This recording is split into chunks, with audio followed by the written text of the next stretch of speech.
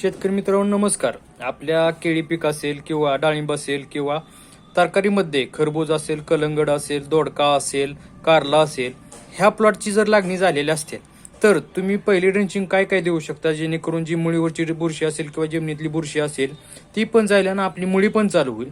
तर पहिल्यांदा आपण पहिली बॉटल आहे ट्रायकोडर्मा आणि दुसरी बॉटल आहे शिडोमोनस.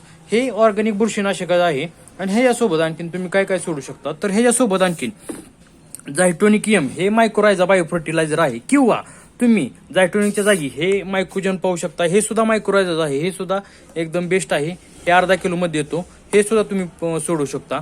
तर हे आता तुम्ही कसं कसं सोडू शकता. तर हे ट्रायको आणि शिडो काय करायचं, एक 200 लिटरचा बॅलर घ्यायचा, त्या बॅलरमध्ये 2 किलो गुळ टाकायचा आणि तो गुळ व्यवस्थित विरघळून घ्यायचा. त्याच्यानंतर ट्रायको 1 लिटर बॉटल, शिडो 1 लिटर बॉटल, प्लस त्याच्यामध्ये झायटोनिकियम 2 किलो, किंवा झायटोनिकियम जर नसेल तर मायकोजन जे अर्धा किलो मध्ये येते ते सुद्धा तुम्ही अर्धा किलो टाका, जेणेकरून की जे आपले मुळी पण चालू होईल आणि मुळीवरची बुरशी पण नायनाट होईल. आणि ते व्यवस्थित हलवून घेऊन व्यवस्थित झाकून दुसऱ्या दिवशी ते ड्रिंचिंग करा किंवा ड्रिपने सोडून द्या. ड्रिंचिंग केलेले एकदम बेस्ट रिझल्ट मिळत आहे.